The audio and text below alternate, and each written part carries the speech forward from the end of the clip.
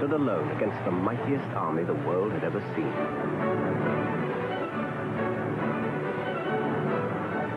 We made a political broadcast in 1978, which was called Going Backwards or Forwards. And the idea was that as a result of the way the country had been governed for the previous years, Britain had gone backwards in its achievements, whereas in its past it had gone forward. And that if we could bring the past into the future, into the present, then we could go forwards ourselves. We reversed the film so that the things that had been achievements became failures. And because it pays people not to work, today less and less is made in Britain. We pay our armed forces less. Instead of fighting for the country, they're fighting fires or emptying dustbins. In a word, Britain is going backwards. And the argument was that if we could bring the glories of the past into the present and gain the economic strength that the past had had, then we had a chance of regaining the glories of the past in the present day. Her vision was of a great Britain that had always respected authority and discipline, a hierarchical Britain, a Britain where people did what they were told, and where the benefit was that you could hold your head up in the world.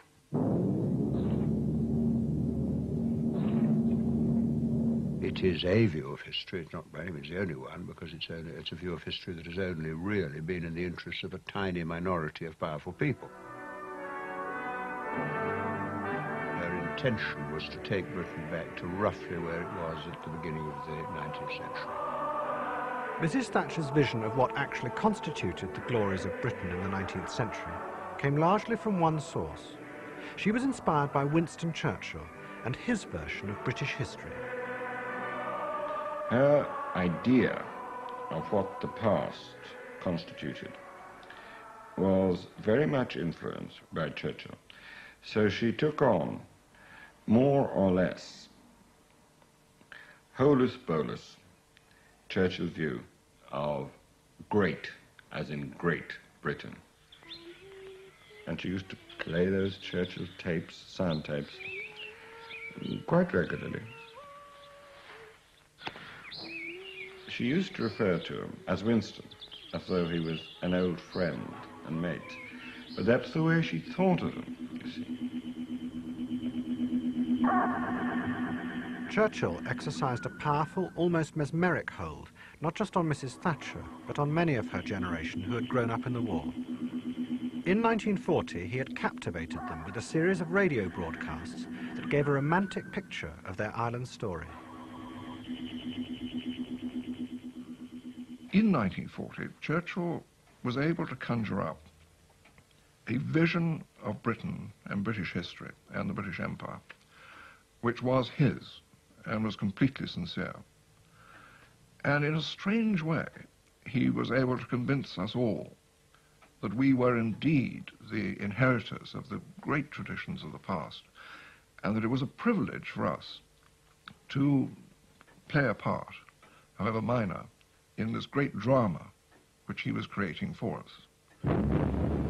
This ordeal by fire has, in a certain sense, even exhilarated the manhood and the womanhood of Britain. All are proud of being under the fire of the enemy.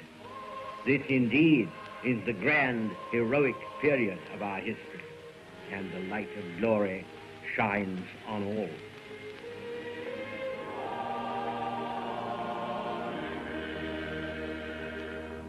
Churchill had invoked this bright, heroic image of Britain's history to rally his people at a time when the country faced almost certain defeat. But in doing so, he led the British people into a world of his own imagining. They were drawn by the power of his imagination into an idealized vision of Britain's past, a dream of a world that was long gone. He subordinated reason, effectively, to a heroic myth. The glory, I think, was there, but the reality behind it, the reality behind the glory of the Queen's Jubilee, Queen Victoria's Jubilee, or Edward VII's coronation, that was irrecoverable, because that was based on material and military strength that had all been spent. He was imprisoned by vision at the same time as he was inspired by it. When he took over in 1940, Churchill was faced in cabinet by hard-headed politicians like the Foreign Secretary, Lord Halifax. Halifax and many other ministers believed Churchill to be a dangerous fantasist. He was deluding the British people into thinking they were still great. But Churchill was convinced that the only way to win the war was to inspire the people with a vision of their greatness. It could be argued that it was a con trick. There were sophisticated people who said this is all hot air, but I tell you, the mass of the people, it was an extraordinary experience. So we entered his dream.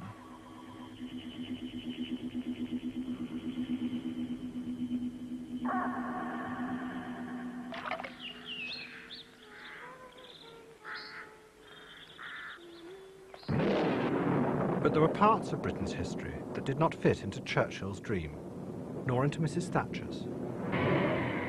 They were about to intrude violently into the heart of her world.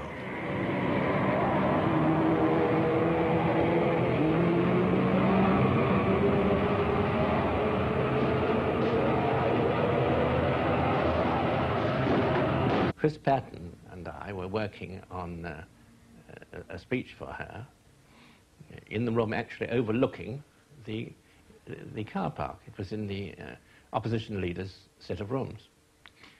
And we were working away, and there was a sudden bang, and I looked up, and Chris said,